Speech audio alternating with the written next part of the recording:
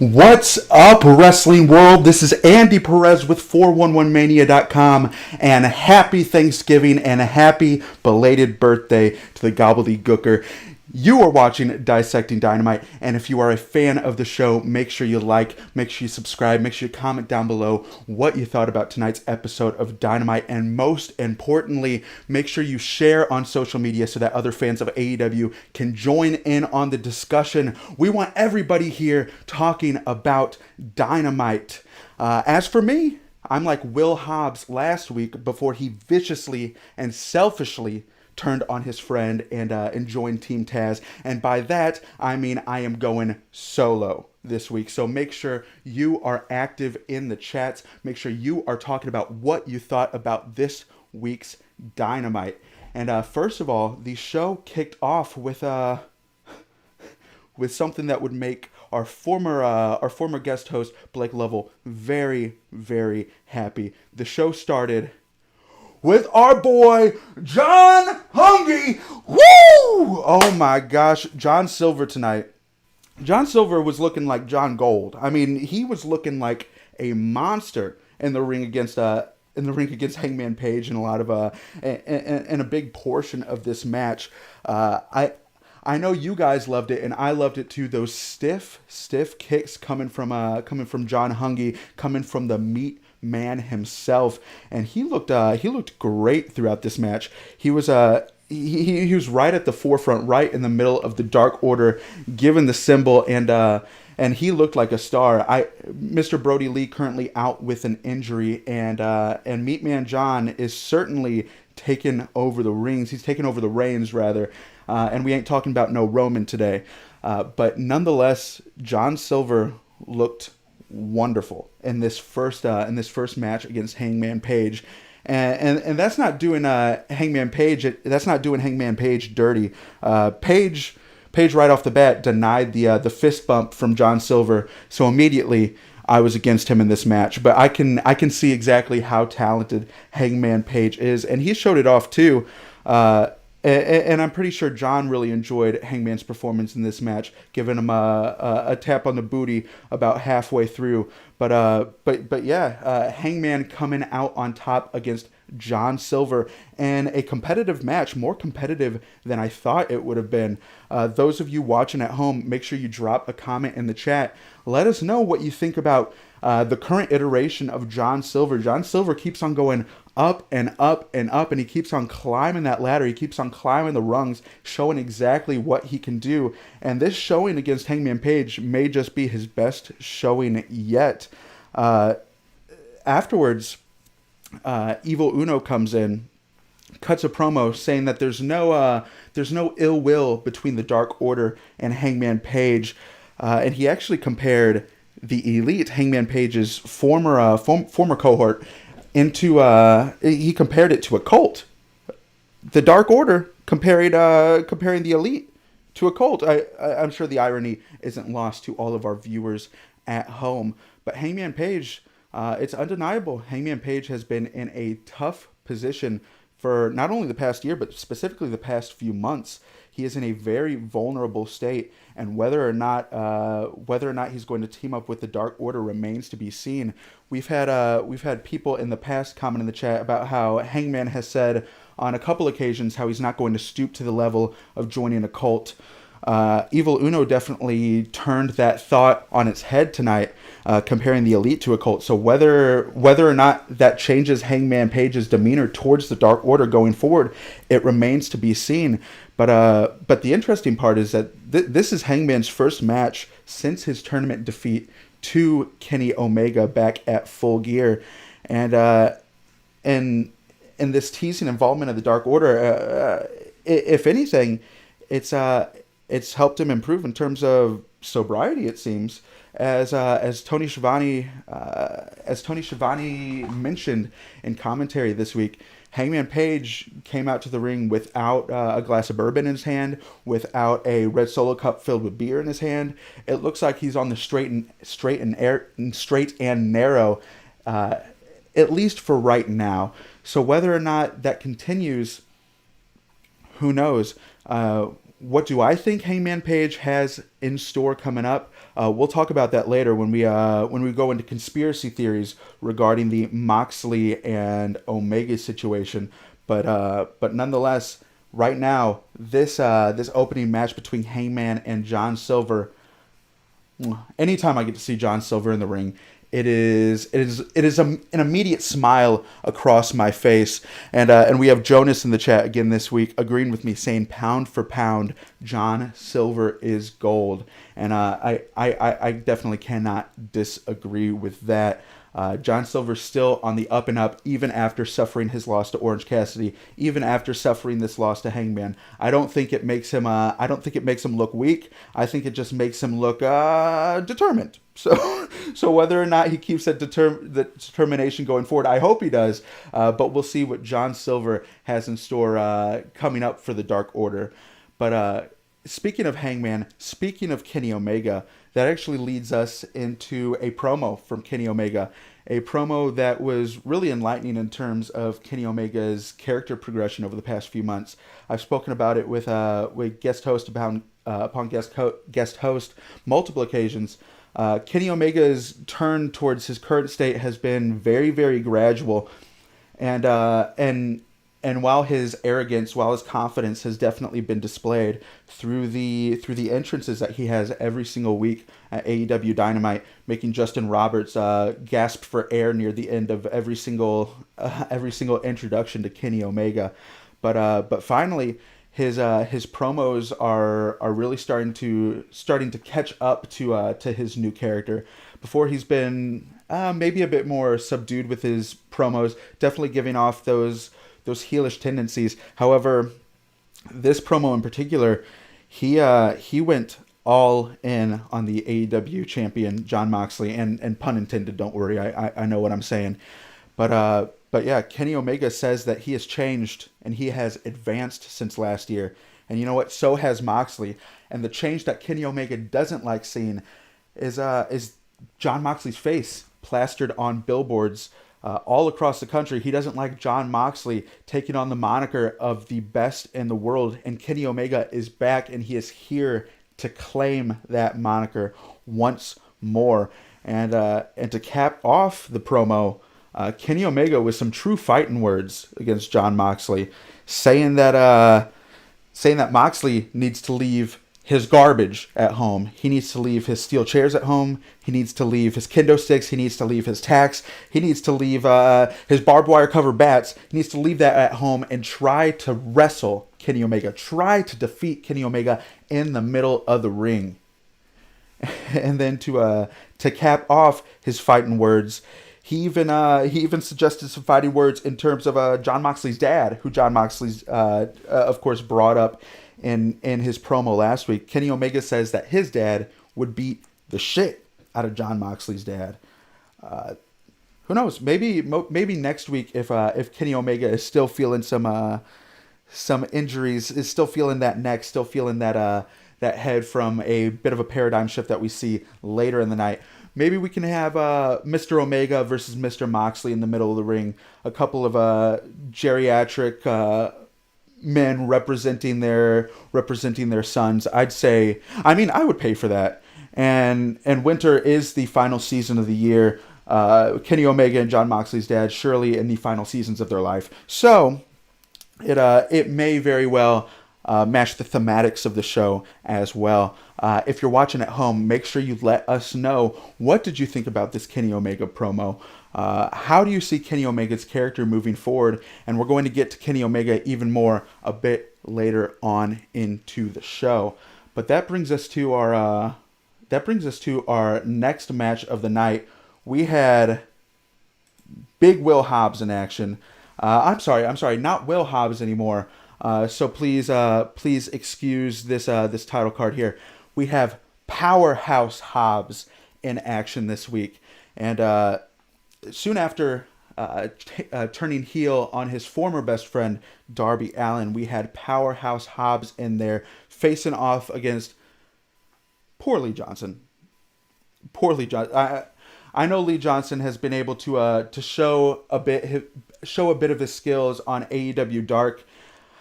But he has just been a punching bag on AEW Dynamite whenever we see him on the main show. But Lee Johnson, what he has to do, that remains to be seen. What we need to talk about when it comes to Powerhouse Hobbs versus Lee Johnson is, of course, the new member of Team Taz, and that is Powerhouse Hobbs. Now, I love, and I've said it on multiple occasions, I love, just like Big E, I love big, meaty men slapping meat. But this match was very one-sided when it comes to big, meaty men, and Powerhouse Hobbs just dominated. He looked like a mean monster just yelling, "It's just business, it's just business, don't worry. Don't worry, I understand I made people unhappy with this, but this whole situation is just business." And he got business done. Manhandling, decimating, just tearing apart Lee Johnson limb from limb.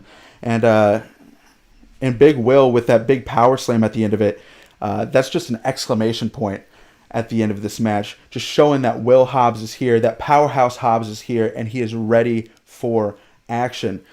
We have Lee Johnson back in the chat saying Lee Johnson, or we have Jonas back in the chat saying that Lee Johnson joined the Nightmare family, and what good did it do? You know, I was thinking that during the match, and I actually have that in my notes here as well. What's the point of being in the Nightmare family if he's coming out all alone? He doesn't get the big crowd around him like Cody does when he comes out. He doesn't get to come out with Cody and Dustin and QT Marshall and whoever the hell in the back Cody Rhodes has plucked from obscurity to put them on the on Team American Nightmare. But I mean, it definitely did not do Lee Johnson any good. But Will Hobbs, he looked like a star. He looked like a monster out there. And the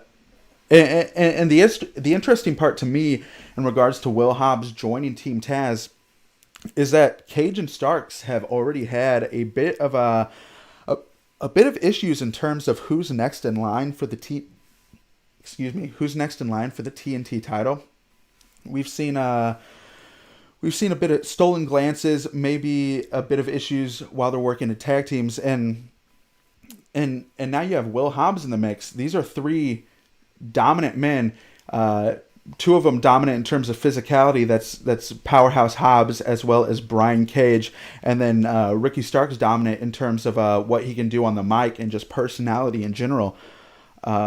What's going to happen between these three when they're even more so thrusted into the TNT title picture?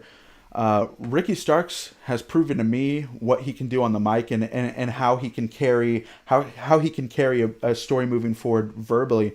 I feel like he versus Darby Allin is the natural direction to go, just with the past that the two of them have. But then again, Brian Cage has a pinfall against Darby in his back pocket, and he could definitely use that to lay claim to a TNT title. Now Will Hobbs in the mix. Will Hobbs, a former best friend of Darby Allin, used to defend Darby Allin week in and week out against Team Taz here, and now Will Hobbs is potentially facing off against Darby. So emotionally, maybe Will Hobbs and Darby is the most interesting matchup when it comes to the TNT title moving forward. But like I said, I'm just such a Ricky Starks fan that I can't pull away the feeling of having Ricky Starks versus Darby and a really good spot on a Dynamite card, or even featured in a wonderful pay-per-view spot as well. I want you guys to know, or I want you guys to let me know who you think is most deserving of a TNT title shot between the members of Team Taz right now, because it truly is up in the air.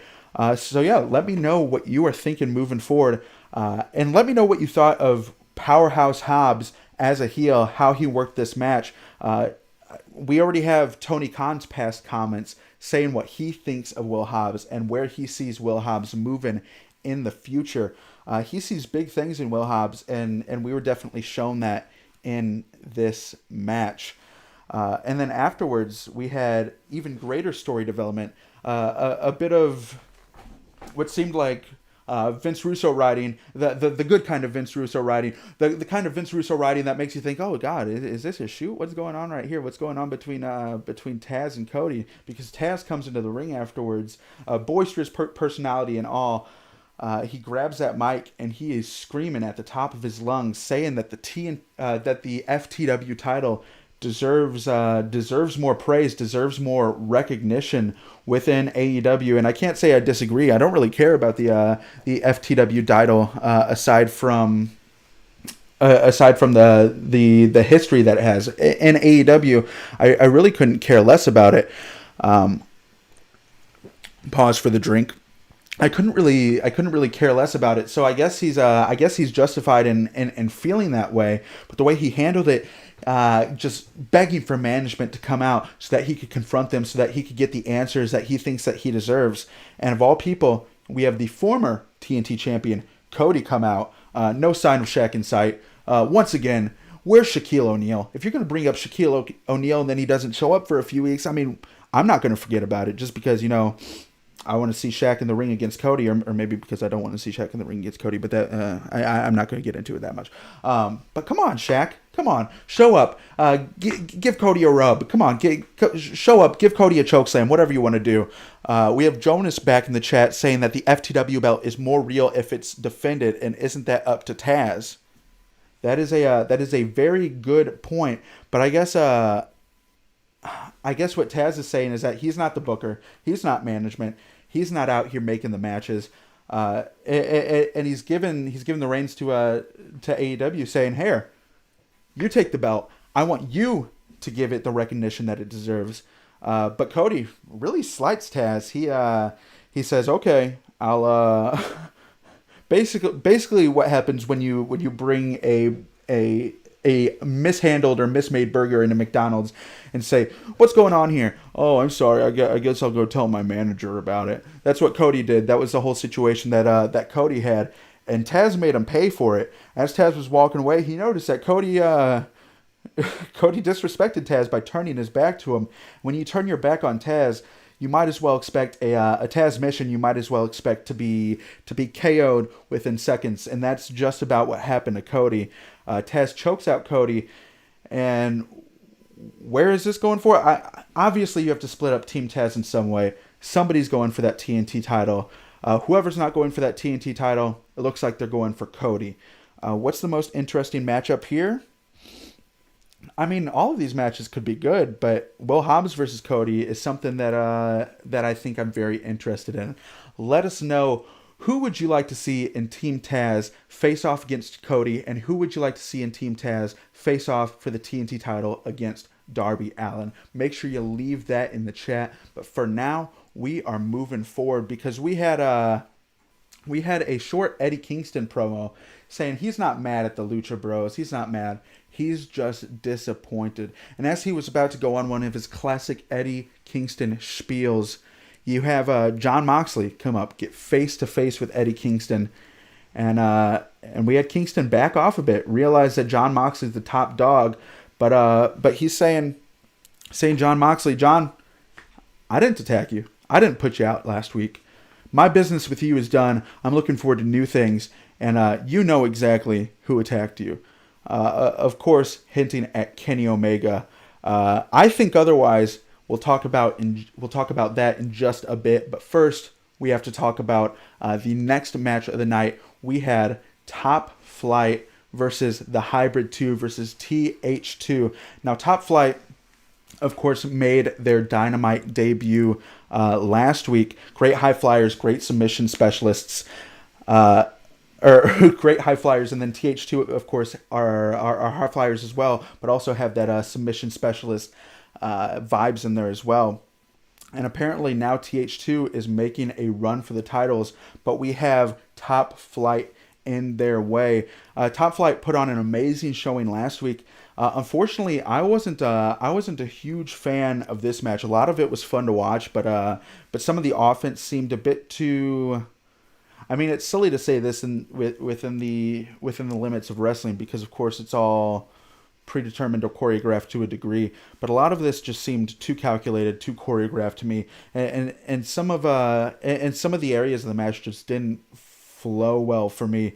And there just wasn't much heat behind it, even with the build with TH2 attacking Top Flight last week. Still, it was a fun match to watch. Top Flight, of course, a couple of young guys, a couple of future stars.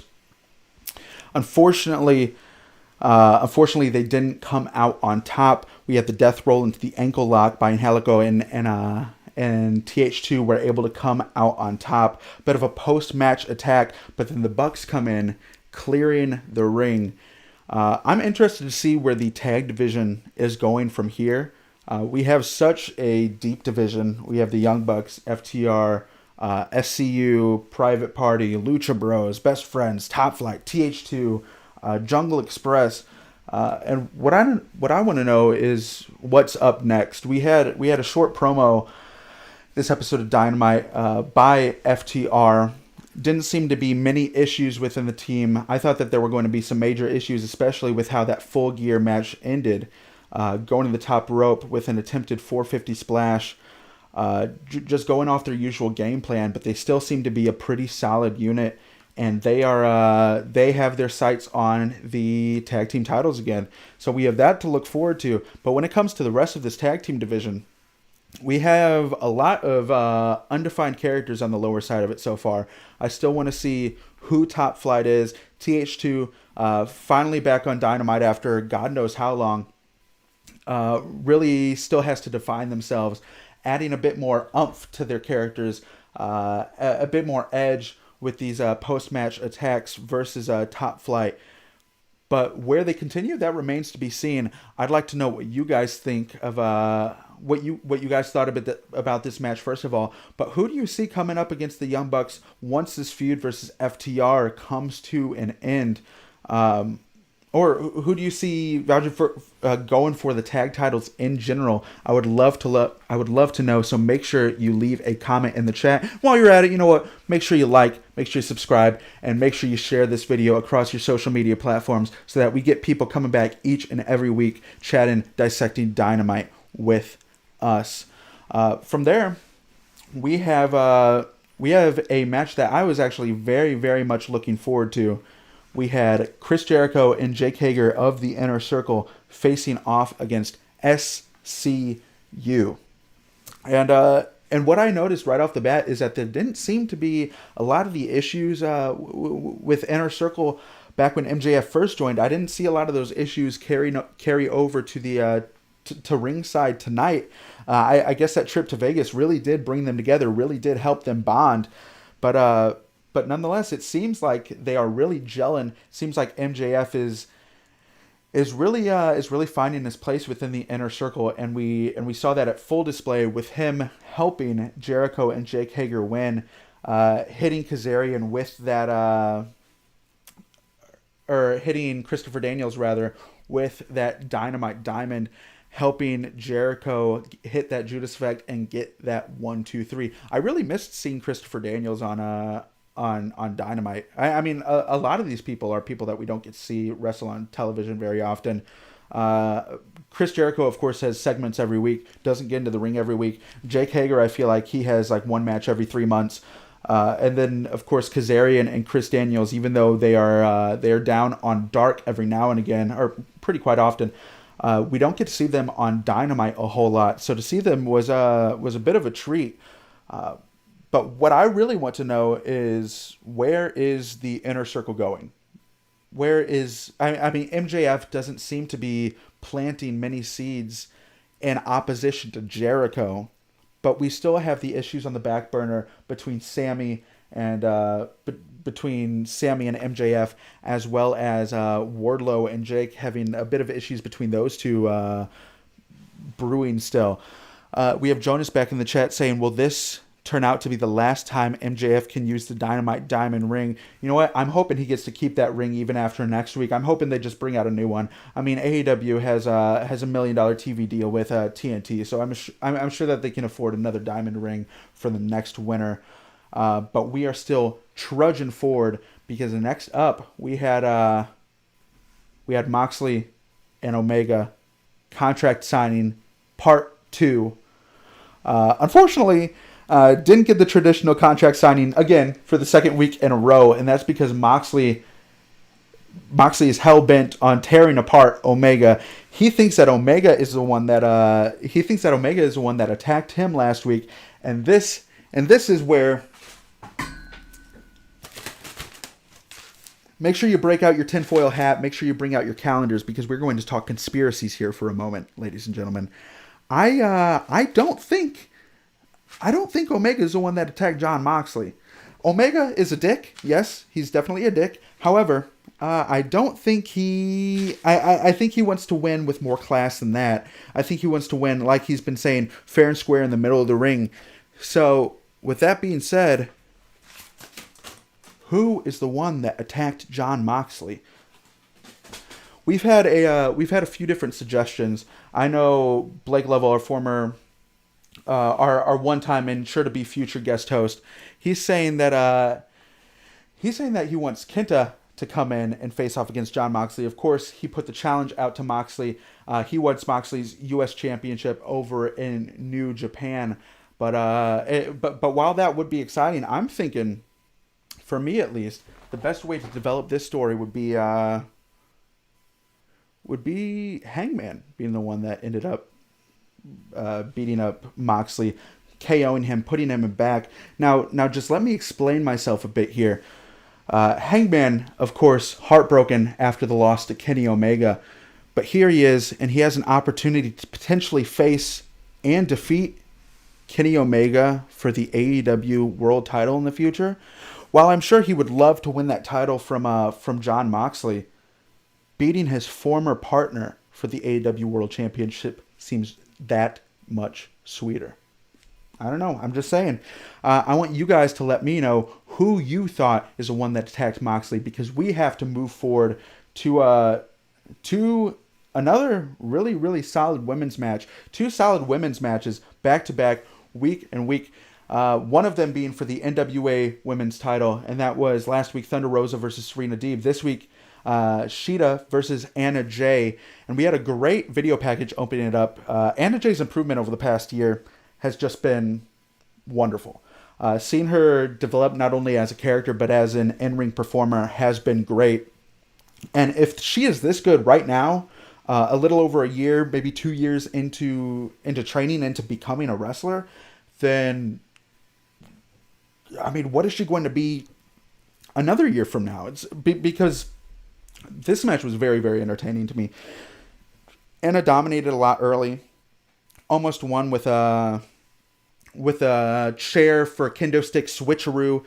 Ty reluctant in helping her cheat once again, but Shida ends up coming out on top. And before this, we had a clear idea where the NWA Women's Title division, where that is going, because of course Britt Baker attacking Thunder Rosa last week, getting involved in the NWA Women's Title match. Before now, we really didn't have a look into where the AEW Women's division, where the AEW Women's Title was heading. Thankfully, we do now, because Abaddon is back, and goddamn, she is terrifying. I don't even want to talk about her even more, because I'm having flashbacks in my head. It's really making me scared, and I'm about to get turkey drunk in a few hours. So I just can't have that on my mind. So we are going to move on to our main event of the evening. We had PAC and Rey Fenix versus the Butcher and the Blade. And what was a banger of a match. The match started off quick. We had PAC and Fenix not wasting any time, going into some amazing action. But Butcher and the Blade, they are no team to turn away from. When I was first introduced to Butcher and the Blade months ago, I honestly wasn't that crazy about them. But the way that they've been presented since then, it's really done a full turnaround for me. Great tag team action throughout this match. Great to see PAC back.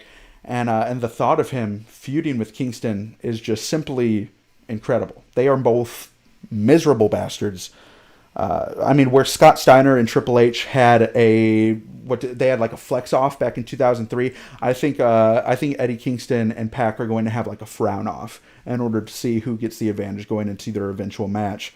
But Eddie Kingston, by the way, costing PAC and Fenix the victory, and then afterwards coming in, giving PAC 2 DDTs onto a steel chair in a post-match ambush that was saved by all people, Lance Archer. Lance Archer coming in, possibly making the Death Triangle into a Death Rectangle. I don't know if it has the same ring to it, but yeah, Jonas in the chat saying, and what the heck was Archer doing there? I heard Tony Schiavone give mention to Archer's been looking to confront Kingston since, but then I couldn't understand. I'm wondering if when Archer, because Archer was Moxley's feud before Kingston was Moxley's feud, so maybe he just feels slighted. He just feels slighted in general, but. Great match nonetheless, and setting up what is sure to be a wonderful, wonderful feud between Eddie Kingston and PAC. But now we have a very special guest. I know I said that I was going at it solo tonight, but it is Thanksgiving, and Thanksgiving means family. So our special guest tonight to help us cap off tonight's Dissecting Dynamite with our awards, we have the man that introduced me to wrestling. We have the man that helped introduce me to the world. We have JP Perez, my father. JP, how are you doing this evening? What did you think about this episode of Dynamite? Andy, how are you doing? I thought it was great. All the matches, I loved them all. I mean, a little boring here and there, but a lot of dynamite happening. A lot of dynamite for sure. Okay, so of course our first awards. You are a frequent viewer. People may know you as wannabe trout fishers every now and again, but you know our awards. Our first award, of course, the Wrestler of the Week. Watching Dynamite tonight, who would you say your Wrestler of the Week was? Oh my God, I'm gonna have to do it with Blake. Blake's buddy, John Silver, was my Wrestler of the Week, I think. He's crazy. He's crazy good. That's the thing. See, everybody in every age demographic is a fan of John Silver. We have the, am I 18 through 25? No, I'm right outside. I don't even know where I am, but I am the key demographic here. And then we have, of course, the geriatric demographic over there with my dad, John Silver, of course, yep. Getting the win. When it comes to my Wrestler of the Week, I'm just such a mark for PAC. And even though he wasn't victorious, just seeing him tear it up in the ring again just makes me happy. So I have to go that direction. I know it's unorthodox, but nobody can tell me otherwise. Maybe Butcher and the Blade because they've been impressing me more and more, but I'd have to go with PAC. And if you're watching at home, make sure you let us know who you thought your Wrestler of the Week was. Now, Dad, as we've heard in the chat, MJF is currently holding the Dynamite Diamond. That may change next week with the Battle Royal. But we have a diamond here week in and week out at Dissecting Dynamite. Who would you say, or what would you say, was your Dynamite Diamond of the Week? What segment caught your interest the most? Oh, when Omega was standing there behind the screen and you see that move, that little strut that Moxley does, I was like, I have to go with that. That just was like, whoa. He just put the beat on Omega. Yeah, and we have Jonas in the chat. Jonas was bringing that up earlier, saying Moxley beating up Omega in the shadow was his mark out moment of the night. I can't disagree with that. That was probably my Dynamite Diamond of the Week, just building an anticipation to next week's title match. And boy, oh boy, that is going to be a crazy title match. If I have to say my Diamond of the Week, oh gosh, once again, I'd have to go unorthodox with it. Anna Jay versus Shida, it impressed me. I've ragged on the AEW Women's division in the past, just the lack of exposure, but we're seeing more effort being put into the division just in terms of story building as of late. Last week, when it comes to the Britt Baker NWA Women's title situation, Thunder Rosa, Serena Deeb going on there, and now Shida finally getting possibly a formidable challenge from Abaddon coming up, and what is going to be a crazy match. Because I've been thinking to myself, who here on this roster can defeat Shida? We saw the fear in Shida's eyes when she saw Abaddon on that ramp. Abaddon, I mean, I'm in Thanksgiving mode right now, so to get a flashback to Halloween, just in that little 15-second segment there, it nearly gave me a heart attack. It made my soul jump out of my body, and I was looking down at myself saying, Andy, turn off Hulu. It is not worth the panic that you are feeling right now. So Anna Jay versus Shida, I'd have to say, was my Dynamite Diamond of the week. A bit of an unorthodox pick, but you stole Moxley versus Omega from me, so I had to come up with something on the fly. What can you do? But of course, where there is a diamond, there is always a dud. Dad, what would you say your Dynamite dud of the week was? Which segment just didn't do it for you? What weren't you feeling this week? It was so brief. If you walked out to go to the bathroom, it was over. But when what's her name? Nyla Rose? Nyla and Vicky. Yeah, Nyla and Vicky had conversation. I was like, right there, dud. Vicky can talk. Vicky can talk all night and not say anything. But that's my dud of the week. I think that's part of her appeal. She just classic Karen mode, making sure that she's talking down Brandy Rhodes. And I was worried for a moment because it looked like Nyla, of course, had changed her focus from Shida to Brandy Rhodes and that whole situation with Jade Cargill and Shaq and that whole mess. And I was thinking to myself, oh gosh, where's Shida gonna go with the title? Like I said, we got our answer there. But yeah, I was a bit confused with that segment. I was and yeah, whenever Vicky Guerrero was talking, it makes me tense. It makes me feel like I'm back working fast food again, and we have an angry mom coming up complaining about her order. It just really gives me the heebie-jeebies. But of course, even with that dud, we have a lot going on next week in our show. Next week, of course, we are going to be covering the December 2nd Dynamite. And ladies and gents, winter is coming. We have the Dynamite Diamond Battle Royal. We have Team Taz versus Cody and Darby Allin. We have Kaz versus Jericho. We have Britt Baker versus Layla Hirsch. I love Layla Hirsch. She's just wonderful. And then the match that everybody has been waiting for over a year now. We have Jon Moxley versus Kenny Omega for the AEW World Heavyweight title. Dad, before we sign off, I need to know, who do you predict coming out on top next week? Omega, Moxley, Dynamite match of the millennia. And we're only just a little over a year into Dynamite as a whole. Who do you think is going to come out victorious?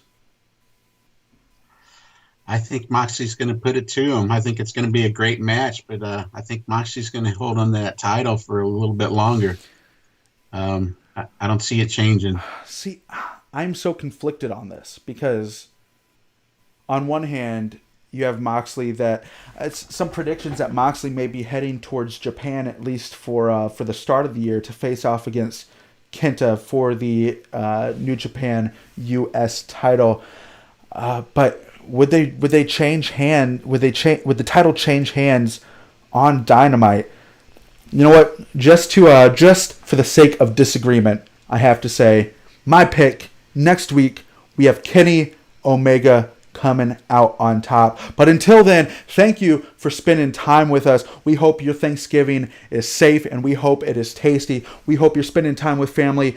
If it has to be virtual, it has to be virtual. We hope you're staying safe. If you have some downtime, be sure to watch my new video, The Undertaker 30 Best Moments in 30 Years, right here on 411 Mania's YouTube channel. And we have some more entertainment and surprises coming up. So make sure you like, subscribe, and share 411 Mania's videos wherever you are at on social media. Dad, any parting words before we're leaving? I have to do it, Andy. Gobble, gobble. Hey, everybody have a good Thanksgiving. You heard it. Gobble, gobble, gobble, everyone. We'll see you next week because winter is coming and we have Omega versus Moxley to look forward to. See you next week.